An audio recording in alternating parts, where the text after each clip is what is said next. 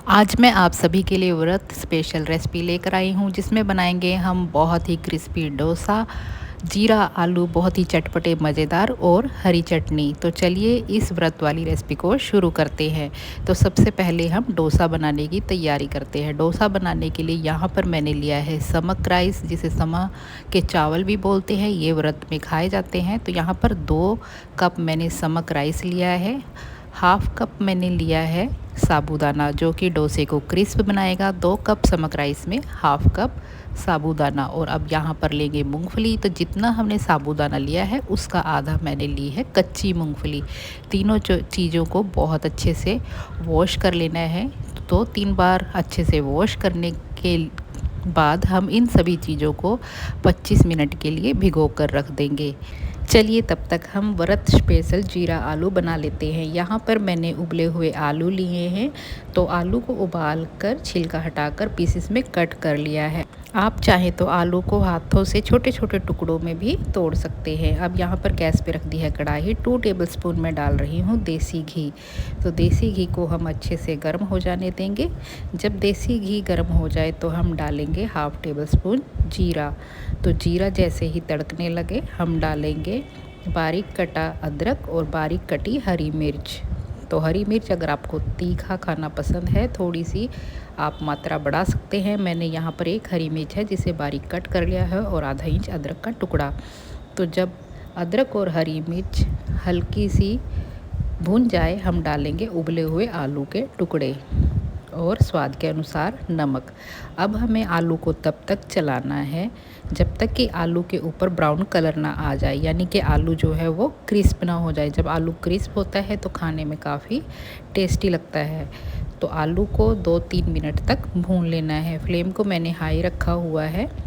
तो यहाँ पर देखिएगा धीरे धीरे आलू के ऊपर ब्राउन कलर आ गया है।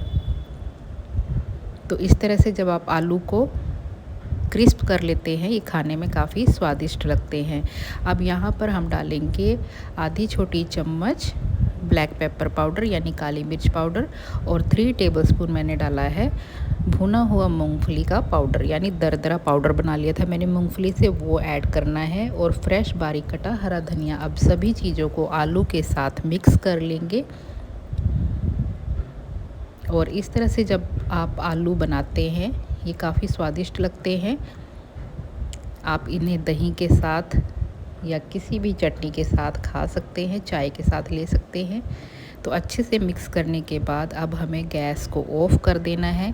यहाँ पर इन आलू में मैं निचोड़ रही हूँ आधा नींबू का रस, जो इस आलू के टेस्ट को काफ़ी बढ़ा देता है। तो लीजिए हमारे बहुत ही स्वादिष्ट व्रत वाले आलू बनकर तैयार हैं।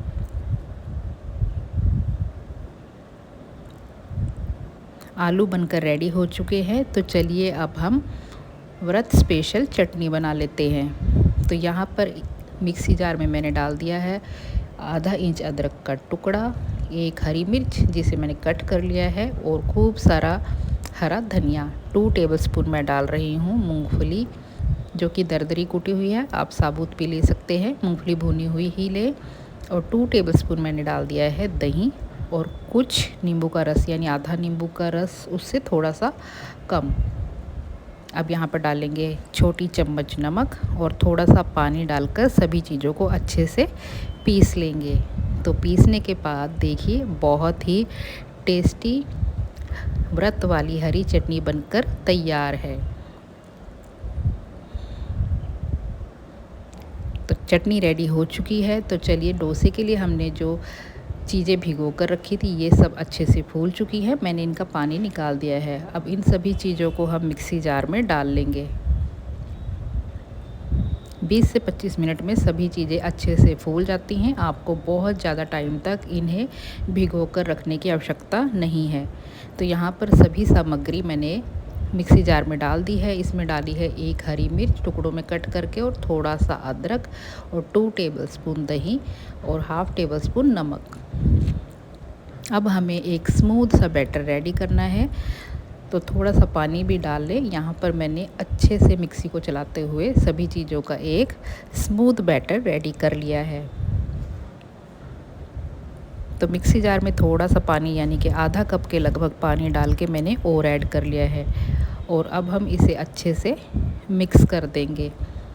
तो इस बैटर को हमें ज़्यादा देर रखने की आवश्यकता नहीं है। अब गैस पे रखेंगे पैन और फ्लेम को हमें मीडियम टू हाई रखना है और अब हम एक करछी की हेल्प से बैटर को थोड़ा थोड़ा पैन में फैला देंगे। तो बैटर की जो कंसिस्टेंसी है वो हमें थोड़ी पतली रखनी है। बैटर फैलाने के बाद स्पैटूला की हेल्प से इसे थोड़ा सा गोलाई में फैला दें और जब ये ऊपर से हल्का हल्का ड्राई होने लगे आप इसके ऊपर तेल या घी लगा दें। तो व्रत में आप जो भी आप तेल खाते हैं वो आप यूज़ कर सकते हैं। तो मैंने देसी घी लगाया है और जैसे जैसे ये डोसा सिकता है ये खुद ही किनारी से अलग हो जाता है। तो पैन को फ्लेम के ऊपर घुमाते हुए चारों तरफ से डोसे को सेक लेना है। तो धीरे धीरे आप देखेंगे कि डोसे ने किनारा छोड़ दिया है। तो आपको बिल्कुल भी परेशान होने की ज़रूरत नहीं है। तो थोड़ी देर में ही जो डोसा है वो पैन से अलग हो जाता है और देखने से ही आपको पता चल रहा होगा कि ये कितना क्रिस्पी बनकर तैयार हुआ है। तो ये हमारा डोसा बनकर तैयार हो चुका है। मैं आपको एक डोसा बनाकर और दिखा देती हूँ। आपने कड़छी से थोड़ा सा बैटर लेना है और उसे पैन में फैला देना है। बैटर हमें पतला ही रखना है। अगर आप बैटर गाढ़ा रखेंगे तो ये थोड़ा चिल्ले टाइप का बनेगा। तो इस तरह से बैटर डालते हुए उसे पलटे की हेल्प से थोड़ा गोलाई में फैला दें और जब ये ऊपर से ड्राई दिखने लगे तो इसके ऊपर आप घी लगाएं किनारों पे और बीच में आप थोड़ा थोड़ा घी लगा दें और पैन को फ्लेम के ऊपर घुमाते हुए डोसे को चारों तरफ से सेक ले और जैसे ही डोसा सिकता है ये पैन से अलग हो जाता है। तो इस तरह से बहुत ही क्रिस्पी व्रत वाले डोसे बनकर तैयार हो जाते हैं बिना किसी मेहनत के और ना ही आपको बहुत ज़्यादा टाइम तक भिगो कर रखना है। तो ये हमारे सारे डोसे बनकर तैयार हो चुके हैं। तो इस तरह से मैंने सारे क्रिस्पी डोसे बनाकर तैयार कर लिए हैं और ये हमारे बहुत ही मज़ेदार चटपटे जीरा आलू साथ में हरी चटनी और आप इन डोसों को दही के साथ भी खा सकते हैं।